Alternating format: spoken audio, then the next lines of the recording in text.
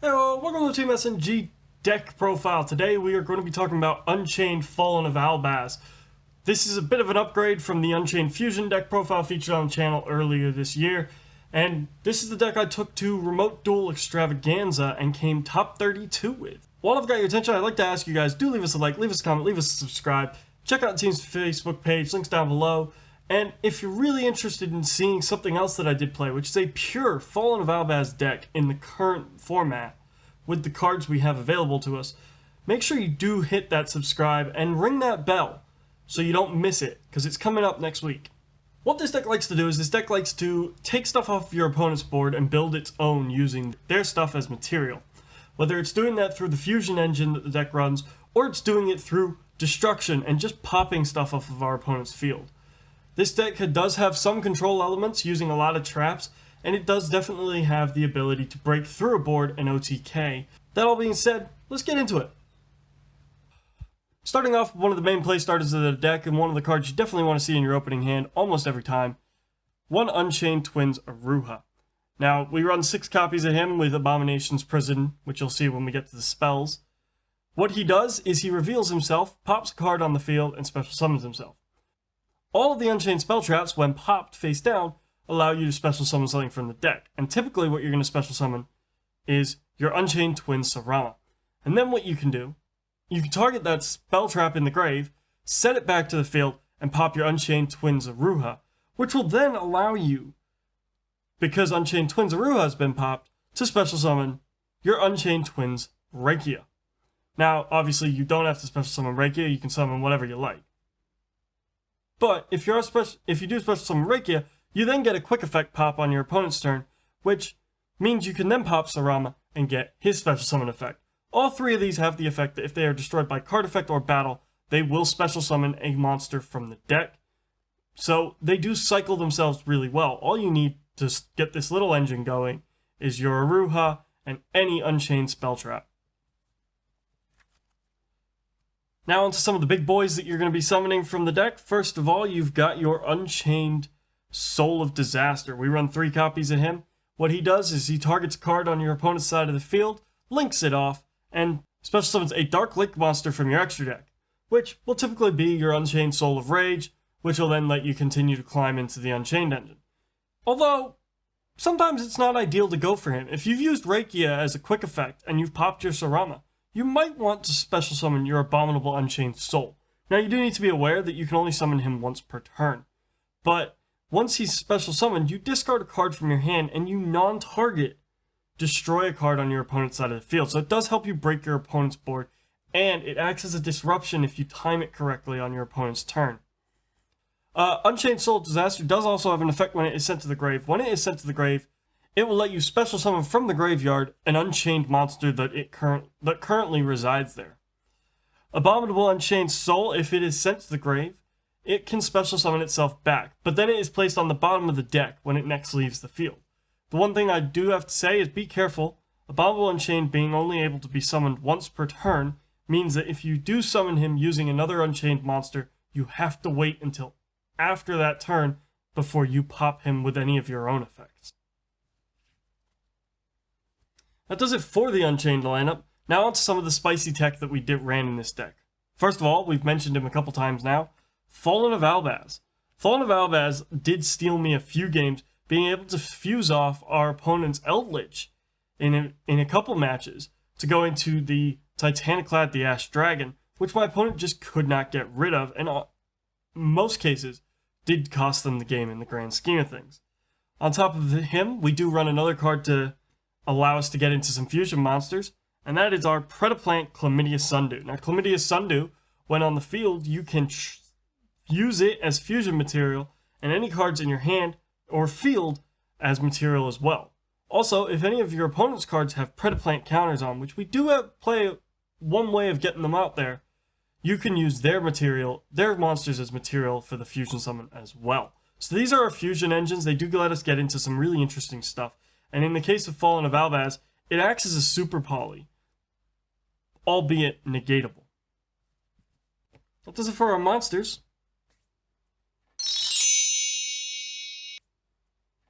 On to our spells. So we've talked about the fact that we do run some Unchained spell traps so that they can be popped by Aruha and by other Unchained cards.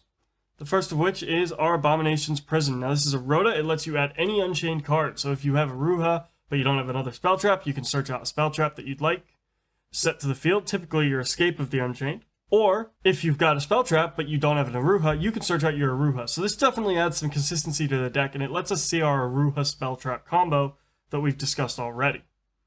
On top of that, we do run Wailing of the Unchained Souls. Now, I tend not to go into this very much, but it can be useful if your opponent's built a board that is prone to destruction. You can link up, and you can pop things on your opponent's turn if you're using your Unchained Soul of Rage, which is the link 2 that we'll see when we get to the extra deck. So this card has 2 effects. One, much like the Abomination's Prison, if it's destroyed while set, special summon an Unchained monster from the deck. The other is, if you link summon an Unchained Link monster, you can target and pop a card on your opponent's side of the field. Again, it just allows you to take things off your opponent's board and break through. And as I say, seeing as the deck does have the ability to link summon on your opponent's turn, you can use it as an interruption, much like your Abominable Unchained Soul in your monster lineup. Some of the other spells that we run, well, we run Super Poly, because, well, Fallen of Albaz is negatable, so Super Polying him off is definitely an option.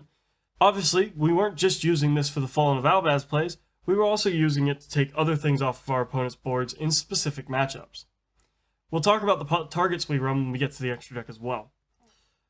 We also do run some draw power and Allure of Darkness. We're running quite a few different darks, whether it's Fallen of Albaz, Chlamydia Sundew, or any of our 2 Unchained Souls, or our Unchained Twin Sarama. We're running enough darks that Allure of Darkness is a relatively safe card, and obviously draw power can be a powerful thing in the current format. On to the traps. Now, as alluded to, we do run some Unchained traps. The first of those Unchained traps is the Abominable Chamber of the Unchained. Now, this is basically Monster Reborn, or Called by the Grave for Unchained monsters. It special summons one out of the grave. And, like all the other spell traps, if it's destroyed while face down, special summon an Unchained monster from the deck. The better Unchained trap that we run is Escape of the Unchained. Now, this is a truly amazing trap. We've already talked about it in the past. What it does is you can use this, target a card on your side, target an Unchained monster on your side of the field, and a card on the field, and destroy both. So if your opponent is going to pop something on your side of the field, you chain it with this, you pop that, you pop something else on your field, you pop something on their field, and all the pops on your field, they give you pluses, because this is Unchained, and Unchained likes being popped. Now on to some of the different traps that we run. First of all, we run Torrential Tribute. It's really fun to watch your opponent build a board, and you've got a Rakia, Sarama, and an Aruha sitting on the board, and you flip TT on them. Because, your opponent loses everything. You lose 3, but all 3 of those float into something else that's really useful. And the other thing we run, as I alluded to earlier with Chlamydia Sundew, I run a way of getting some Predaplant counters out on the field. Now this is really good against Xyz-based decks, Synchro-based decks, and any deck that you're worried about needing to fuse off. Predaplanting lets you send a Predaplant monster from your deck to the grave. Then it puts Predaplant tokens on everything. On top of that, anything with a Predaplant token, if it has a level, automatically has its level reduced to 1. So that's amazing because it stops the Xyz plays and it makes Synchro plays a lot more difficult because your opponent's got to play around the fact that their levels may not work out anymore. And everything that has a Predaplant token becomes dark, meaning you can fuse everything on your opponent's field off to go into some of the options that we have in the extra deck. That does it for our traps. On to the extra deck. So the extra deck is quite interesting. Obviously, we run the Unchained package in 2 copies of Unchained Soul of Rage, Unchained Soul of Anguish, and Unchained Abomination. Soul of Rage is a link 2. It requires an Unchained Soul monster and another monster. Then what it can do is, as a quick effect on your opponent's turn, you can target a special summon monster, link it and this monster off into a dark monster. Unchained Soul of Anguish, very similar to Unchained Soul of Rage, except it targets a face-up monster on your opponent's side of the field rather than a special summoned monster. And it's not a quick effect. So you do need to be a bit careful about leaving Soul of Anguish on the board, because you can't use his effect on your opponent's turn. And Unchained Abomination is a great card for breaking a board, because if a card is destroyed by card effect, he destroys a card. If a card is destroyed by battle, he destroys a card. If you're in the end phase, he destroys a card. And that can destroy your cards or your opponent's. So you can either get the pluses off of destroying Unchained stuff, or you can weaken your opponent's board by blowing it up one card at a time. On to some of the other Link monsters we run. We run a Link 2 in Predaplant Verte Anaconda. Searching out Super Poly is always a good option for us. And on top of that, Predaplant Verte Anaconda does allow us to turn something on our opponent's side to dark, meaning Super Poly can instantly fuse this and our opponent's monster off into some of the fusion options we've got, which we'll get to in just a second. We also run Topologic Trispania and Topologic Bomber Dragon. Bomber Dragon destroying everything is no harm done to us. And Trispania, getting rid of the back row heavy matchups can be really useful as well. The only problem is Trispania does banish them, which is a little counterintuitive for our deck. This doesn't come up all that often though, so it's not really the end of the world.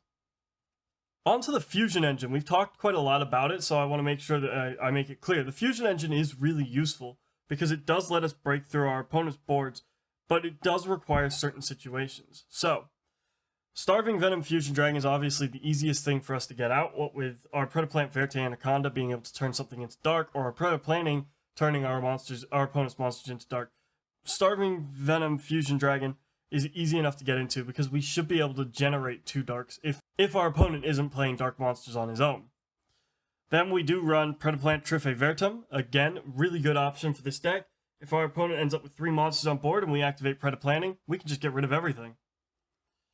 On top of that, we do play Greedy Venom Fusion Dragon. If we're using Predaplant Verte Anaconda or Predaplant Camellia Sundew, we could go into Greedy Venom Fusion. Now, both Starving Venom Fusion and Greedy Venom Fusion have effects that will blow up the entire field. The only difference is that Greedy Venom Fusion will put himself back on the board afterwards. So, both of these are really useful for us in the sense that they do help fuel the Unchained engine by blowing everything up. Then for those pesky zombie matchups, Dragon Necro Nether Soul Dragon. This is really useful because if you play in a zombie matchup and your opponent plays Zombie World, Fallen of Albaz can make this. Fallen of Albaz can also make your Starving Venom Fusion Dragon, because of the very simple fact that he requires 2 darks. Fallen of Albaz is a dark, he requires 2 zombies. In the situation I've talked about where Zombie World's on the field, Fallen of Albaz is a zombie. And we've talked about him, we love him, it's Fallen of Albaz's fusion, Titaniclad the Ash Dragon. Now this is a really good card. We run 2, because if our opponent gets rid of one, it will special summon the Fallen of Albaz out of the deck, and that will allow us to then summon another one. So that's the only reason we run 2, it's just a matter that he floats into himself. But actually this weekend at the Extravaganza, he came in clutch in 2 of my games against Eldritch Zoo, because my opponent just couldn't find a way to get past Titaniclad the Ash Dragon that wasn't going to just continue fueling the rest of my field.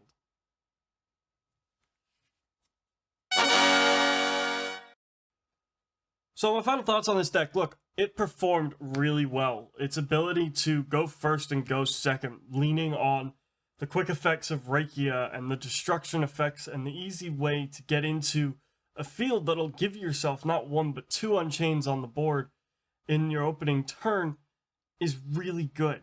The twins, all 3, the triplets that are called twins, they are really good at fueling each other and putting bodies on board that your opponent is dreading the idea of taking away. And they also all do a really good job of turboing out the deck's secondary boss monster, an Abominable Unchained Soul. And because of their ability to put bodies on board, they can put on the Soul of Disaster, which will then let them get into their own Link engine without using your own monsters, but using your opponent's. This all coupled with the control aspect the deck has with its spell trap lineup is really good. The fact that the deck can go first and control the board and dictate what your opponent does with cards like Escape of the Unchained, with cards like the Abominable Chamber, and the fact your opponent is going to be too afraid to pop your back row because they are going to float into lots of different things is really, really nice. On top of the Unchained engine being so powerful, we do run a very powerful polymerization engine that goes into some very strong fusion boss monsters who definitely give the deck its flexibility and its ability to take stuff off the board without targeting, which is the biggest weakness the Unchained engine typically has. On top of that, we now have the sneaky spice of Fallen of Albaz, who can get us into a massive beat stick that can sometimes be troublesome for our opponents to deal with, while taking something that might have been troublesome for us to deal with off of their board. This deck did really well. I ended up coming 26th in the main event at the Extravaganza. You know, top 32. I honestly kind of went in thinking it would do so-so, and I was blown away by it. So in my opinion, this is a rogue deck. Maybe tier 2 if we want to get technically nitpicky about it. But I definitely recommend going out and building something similar to this, or building this as it is. And what I would love to know is, I'd love to know, what do you guys think of the Fallen of Albaz cards and where this deck is going? And if you're excited to see Fallen of Albaz's pure deck profile, make sure you leave that in the comments down below. Leave the video a like, leave the video a subscribe, leave the video a comment to let us know that you want to see that. Check out our Facebook page, and I'd like to thank you guys for watching. I'll see you guys at the next video.